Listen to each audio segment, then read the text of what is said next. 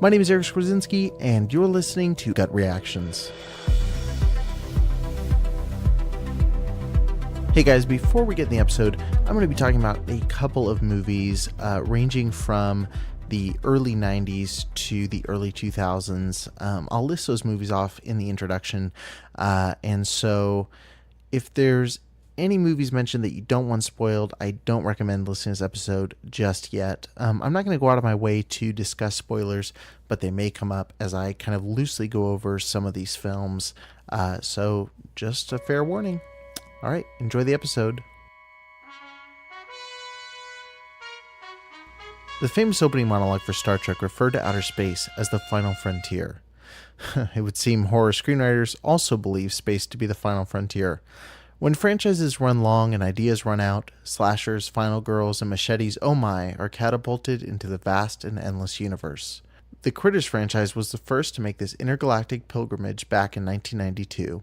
It was a logical step for a series centered around alien creatures, at least more logical than a mythical Irish creature terrorizing astronauts. In 1996, two other properties went to outer space. The direct-to-video Leprechaun 4 openly parodied Star Wars, Alien, and a host of other sci-fi properties. Meanwhile, Pinhead viciously pursued a scientist from the 22nd century in Hellraiser Bloodline. The early 2000s injected this formula into two more franchises, with Friday the 13th having Jason X, and Dracula with, well, Dracula 3000. These films range in quality from legitimately good to interesting curios to downright unwatchable, and I'm here today to celebrate them all. But first, let me talk about what I've been watching lately. Now, actually, the last week's been busy again. I feel like this is just kind of a routine. I did actually get to watch a lot, but I also got to be involved with a couple things that I want to talk about. One, I was able to be on the podcast Victims and Villains, hosted by Josh Berkey, also known as Captain Nostalgia, and we went over a couple films. I don't know if I'm allowed to announce them yet, but we went over a couple films that I think you're going to find very, very interesting conversation-wise. So one of those episodes is going to be premiering on his show, and one will be premiering on mine. So we're going to kind of release one on his, one on mine, and do a crossover event of sorts that way. And then the other one I did was I got back together with Mary Kay, Mary, and Megan Stone Brooks of Everything Trying to Kill You, which is a horror podcast I'm a huge fan of. We talked about one of my all-time favorite movies, which is Devil's Candy, a 2015 horror film. And basically, I just guested on their podcast and got to talk about the movie, which was absolutely fantastic. And I'm excited to see how the episode comes together. So be looking for that. I believe that's going to be dropping early in August. Now, as far as actually being able to view different movies, I was able to watch a couple things. So first of all, I watched, I'll get these out of the way. I watched Hellraiser Bloodline and Dracula 3000, but I'm going to set those aside for later on in the conversation. But I also watched Halloween 6, The Curse of Michael Myers. I recently got the Halloween Blu-ray box set that Shout Factory put out, and it looks absolutely amazing. The first one I put in was Halloween 2, which is my favorite of the franchise, just to kind of skim over a couple of my favorite scenes. And then I jumped to Halloween 6 because that was one that was still on my need-to-watch list. That and 3 are sitting there just waiting to be watched. But Halloween 6 I jumped into. I'm going to be honest, I didn't really enjoy it at all. I thought it was the worst of the series, which I didn't think anything would beat out Halloween Resurrection. That film was truly terrifying on a filmmaking level. But Curse of Michael Myers is really rough. When you pitch a movie and you say, okay, it's Halloween, but there's Paul Rudd, I'm in. But he was horribly miscast. The movie just really didn't work. The girl playing Jamie wasn't compelling. It was just a real step down. 5 wasn't a fantastic movie either, but it had some promise for good things to come. And 4, I actually think, is a legitimately great movie in the franchise, but wasn't a big fan of Halloween 6. I also watched Scooby-Doo, the 2000 and I want to say 2004. Let me double check. Yeah, 2002 live action and animated hybrid starring Sarah Michelle Gellar, Matthew Lillard, Freddie Prinze Jr., and of course Linda Cardellini and Rowan Atkinson. It was really a lot of fun. The screenplay by James Gunn is actually pretty solid, and it's actually got a lot going for it. It does rely a little bit too much on some of the, the fart humor that is kind of prevalent in a lot of kids' movies around that time. Not to say that that's always necessarily bad, but it was weaker, where there were some jokes that were really, really funny throughout that had some smart edge to them. It's funny because originally I believe this movie was supposed to be an R-rated comedy, and I definitely see elements of that where it could have gone that direction. It's interesting seeing it kind of reformatted to be a kids movie because there's some kind of edgier jokes in here. It definitely doesn't get up to PG-13 territory, but you can infer a lot that they don't explicitly say. But I really enjoyed it. I think it's a fun movie. It's something I think around Halloween would be good if you're doing a movie marathon to throw it on. It's not as good as, say, a Monster Squad or Stranger Things or movies like that. But for being a mainstream studio movie, it really hits a lot of great notes. The director, Raja Gosnell, did a really good job with it. And lastly, it's not horror, but I watched The Sisterhood of the Traveling Pants, which was above average, and I actually quite enjoyed it. I thought it had some sweet moments, but overall, it wasn't perfect. Some really good performances by Blake Lively, who obviously went on to huge things. I thought Amber Tamblyn was fantastic. I think she's a great actress. She needs to do a lot more work. I really loved her in Spiral. I think that movie is a near perfect movie, and I think Amber Tamblyn gives a perfect performance. She also happens to be in Grudge 2, which I think is a great movie as well, and she's in 127 Hours, which is in probably my top 15 or 20 movies. Bradley Whitford's great, who would obviously be in Cabin in the Woods. Alexis Bledel from Gilmore Girls, which I also think is a solid show, and America Ferrera, who I grew up on watching Ugly Betty. But anyway, it was a good movie. Had some sad moments where I may or may not have shed a tear. I'm just kidding. I didn't cry during the movie. But I can imagine if I was a 16-year-old girl at a slumber party, it probably would have affected me in a big way. Let's go ahead and jump into the main topic here now that I've spent 10 minutes, and 2 of those we're talking about Sister of the Traveling Pants. And this is a horror podcast, so we want to bring on the blood, the mayhem, and all that. So I was thinking about horror in space, and it's actually, believe it or not, one of the topics that made me want to get into doing this podcast. Why do horror franchises and horror icons go to space? It's funny, I dropped this kind of idea that I was going to do this episode in a horror group for the Shockwaves podcast, and I was actually writing in there, and someone said, yeah, it seems like the 2 places that franchises go is the Old West or space. So, you have like House 2, which has a really weird Western streak to it. And then you have all these franchises that just go into space. It's become a running joke. I think in Halloween 6, there's actually a joke where he's listening to a radio station about what may or may not have happened to Michael Myers. And they say, well, he left the planet and now he's orbiting the Earth. And it's like, I think at that point, that kind of in-joke and all these projects that were trying to push horror franchise in space, that kind of in-joke really worked well. It's one of the few things that does work in that movie. But yeah, why do horror icons go to space? I really don't know. I think there was a thing going on in the late 80s and early 90s where studios were constantly trying to top themselves. So you are always going bigger. And I think that really started with the Nightmare on Elm Street series. Even though that series didn't go to space, I don't know how it would have, with Elm Street being the main thing, but I'm sure they could have done a, welcome aboard the SS Elm or something stupid like that. But Nightmare on Elm Street really pushed the idea that you have to go bigger in every single sequel. And I think for producers, the easy way to say, okay, let's go bigger is to go to space. And so I think, with the Alien franchise, hitting the space thing big and influencing a lot, with Star Wars being huge, and with franchises like Nightmare on Elm Street and Friday the 13th that were really just running on steam by the time the 90s hit, I think studios were just like, screw it, send them to space. Let's see what happens. The first one to go there was Critters 4. I mentioned that in the opening introduction. You've seen them wreak havoc on Earth.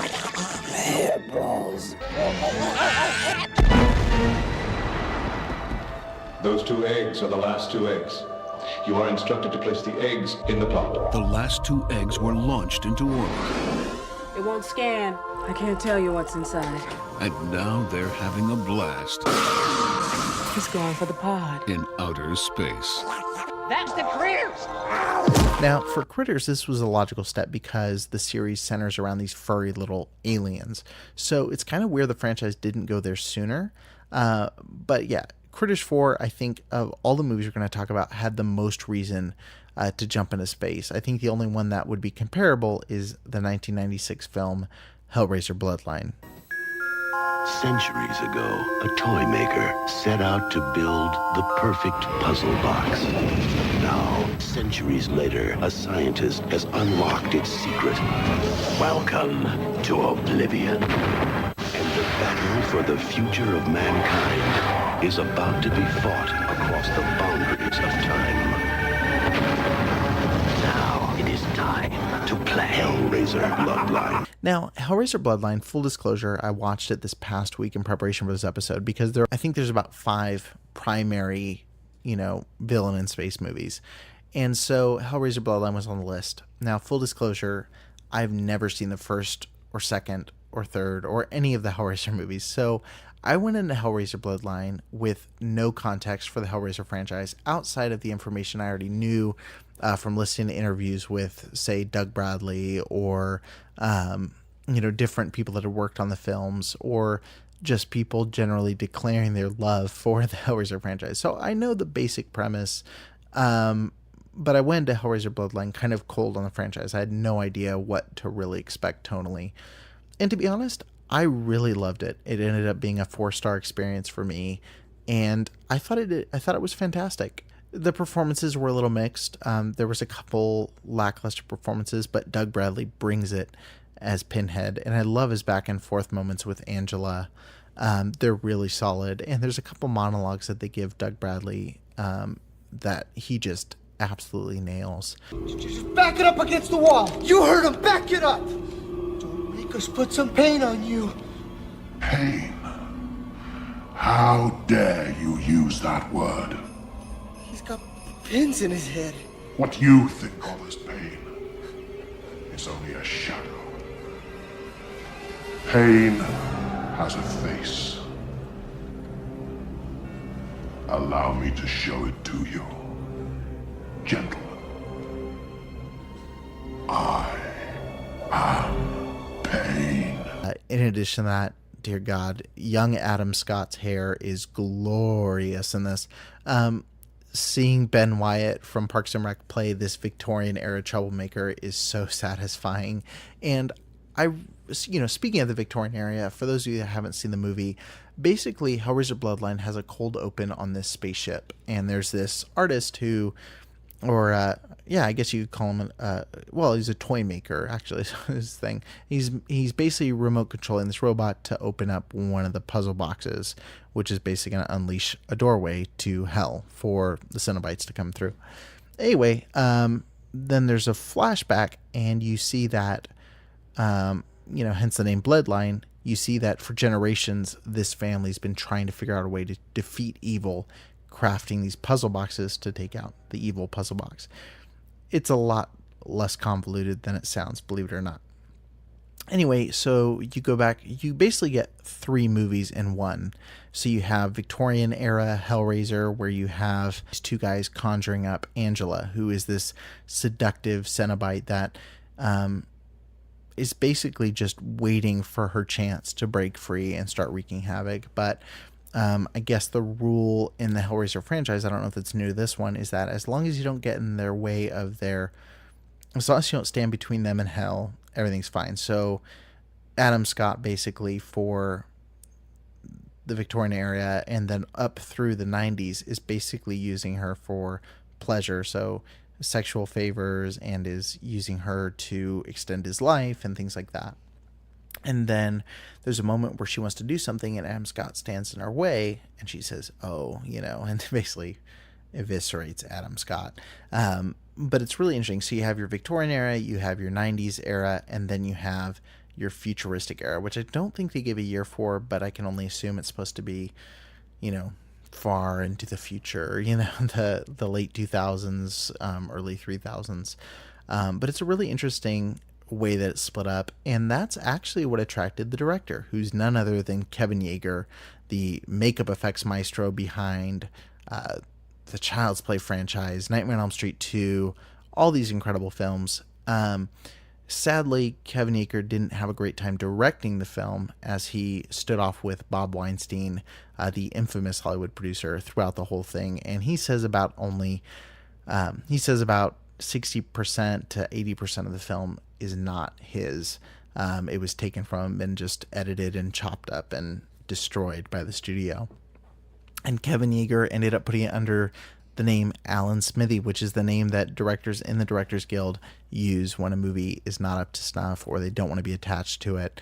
It doesn't represent their art. And I think it's kind of a bummer. Even though I know the movie is not what Kevin Yeager necessarily intended, I think you can see, at least even in the effects work, I think you see enough of his thumbprint where I wish he would have left it and just let it be what it was.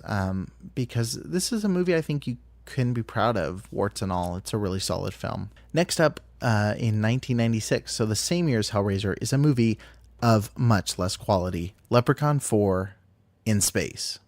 True love can be hard to find. For him, it took 1,000 years. God bless you. And now that he's finally found her, he's going to love her. I'm back. To death.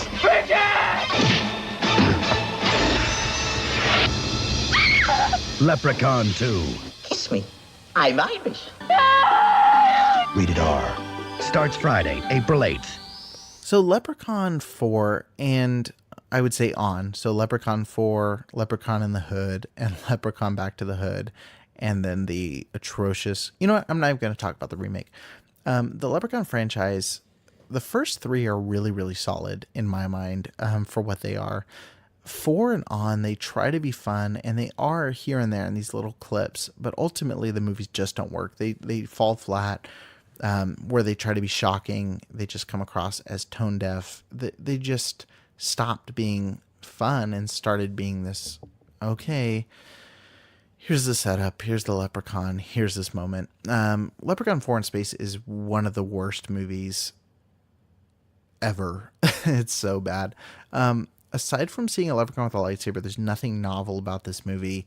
It comes across like this cheap knockoff Aliens movie, which of course it's trying to be, but it just doesn't work. There's a difference between intentional humor, a movie being accidentally humorous, and a movie trying to be humorous and failing even to accidentally be fun. It's so bad. Leprechaun in Space is terrible.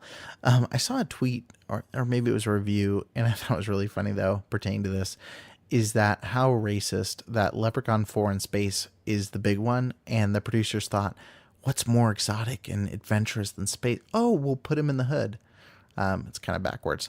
And then I'm going to go into, I don't really want to talk too much about Leprechaun 4 because that's not fun, and I don't want to spend the whole podcast bagging on something. So I want to go to the beautiful 2001 film Jason X. Coming soon. He is an unstoppable killing machine. What the hell is going on? Jason Voorhees! Guys, it's okay. He just wanted his machete back. Uh-oh. It's been modified. Oh, you think? You guys might want to run.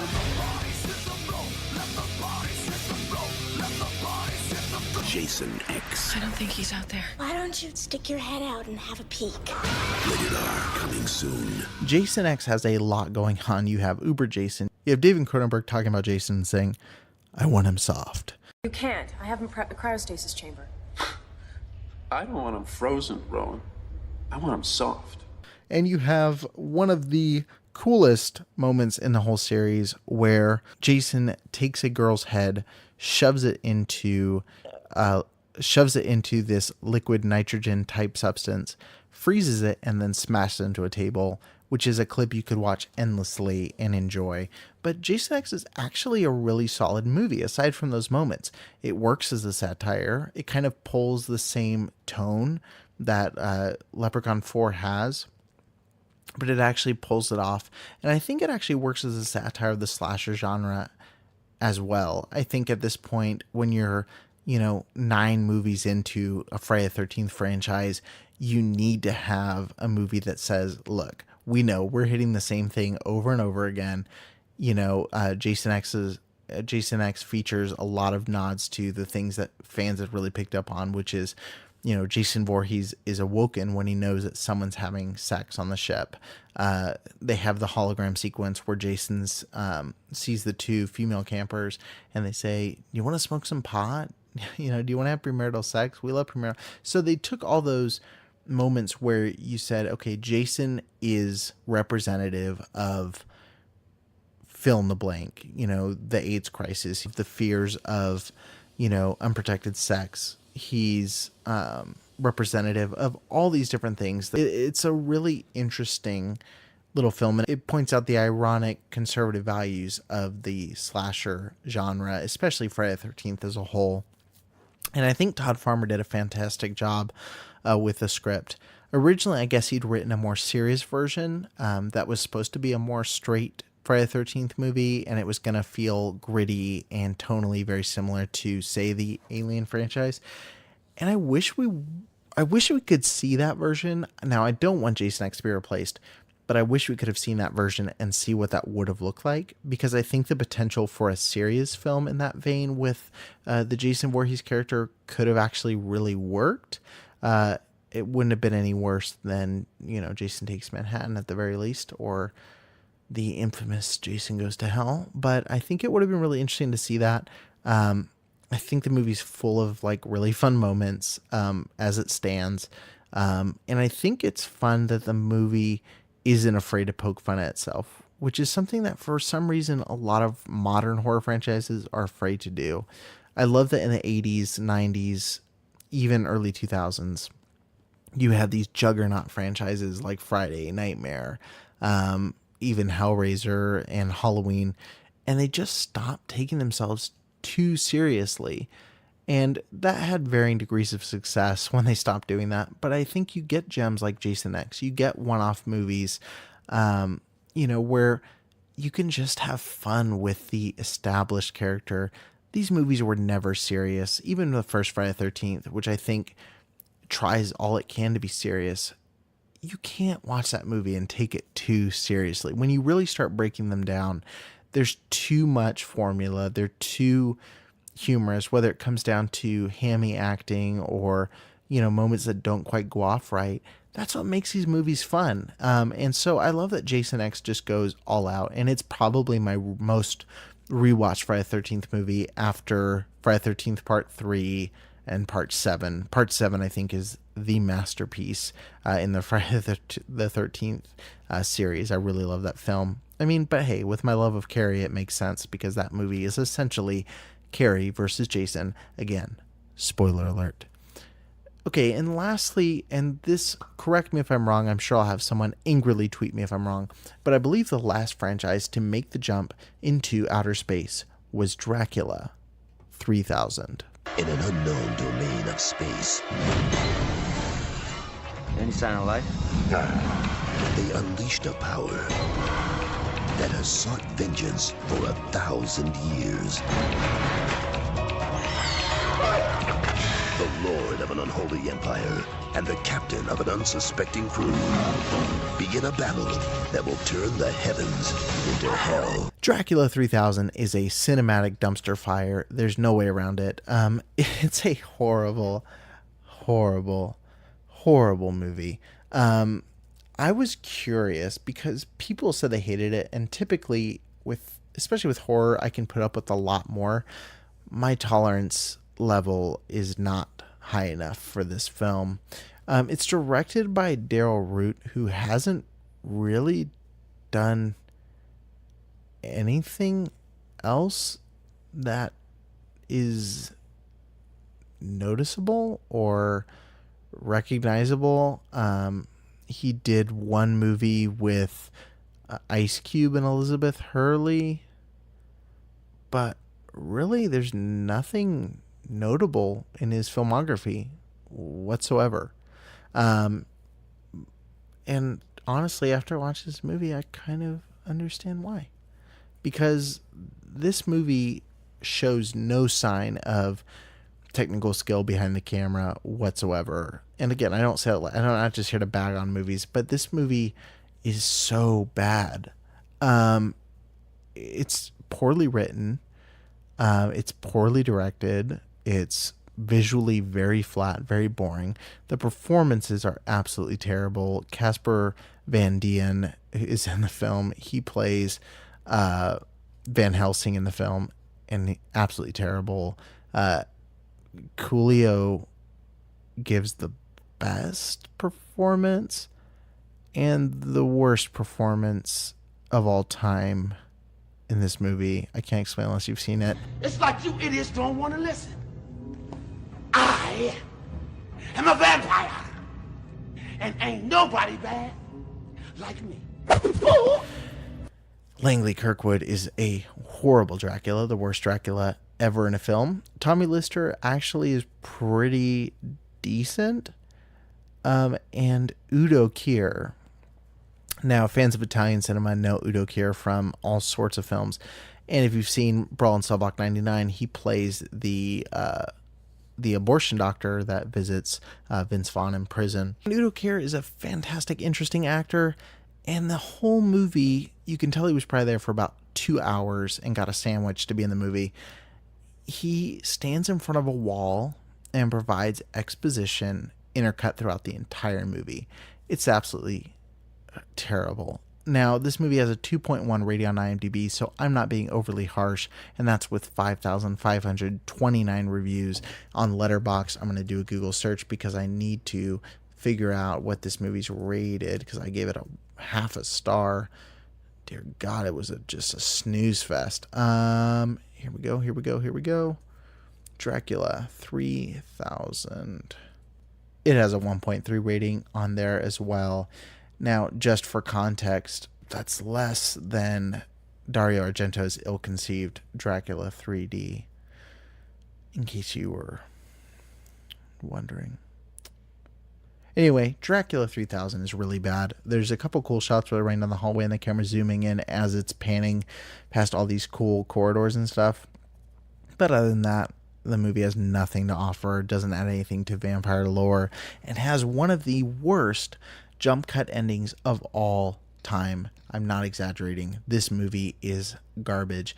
And just for you lovely folks who listen to the podcast, I just want you to know that I paid $5 to download this movie on Vudu, and I regret spending that much money. Now, wrapping up the episode, because I've already spent a long time talking about these movies, I want to go ahead and give out 2 awards. And the award for the franchise with the best space sequel is... Wait, hold on. Before I talk about this, I just want to let this... Well, you know what? No, I'll go ahead and announce it. And the award for the best horror space sequel is Hellraiser 4.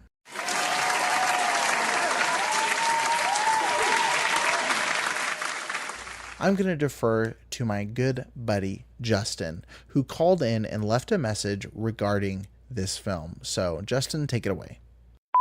Hey, Eric. Just wanted to call in. This is Justin from Grindhouse Messiah, hopefully a future guest to your podcast. And I saw your question for your upcoming episode about franchises in space. Clearly, there's one best entry, and that would be Hellraiser. Hellraiser is amazing when it goes into space, and I won't let anyone tell me otherwise.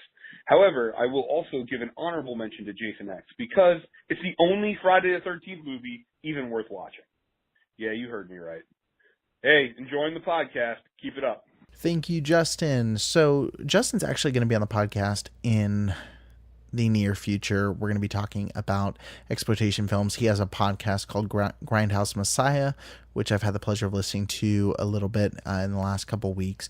So I'm looking forward to having him on. But he sums up, I think Hellraiser 4 is actually a really solid movie. Has some clunky parts, but overall is pretty fantastic. Now, I want to give out a second award. The winner of the franchise with the worst space sequel is Dracula 3000. For reasons already mentioned, I'm not going to go into that again.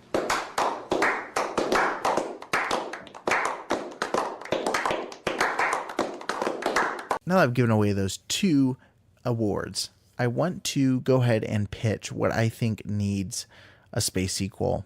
The franchise I think that needed and still needs to go to space if Bruce Campbell wasn't 100% serious of his retirement is Ash vs. Evil Dead. Now, obviously, I think Bruce Campbell really did hang up the role here, but I think the Army of Darkness universe could have easily made that jump to space, especially with the way the Ash vs. Evil Dead show was going. I'm not going to spoil the end of that series. No, it doesn't go to space.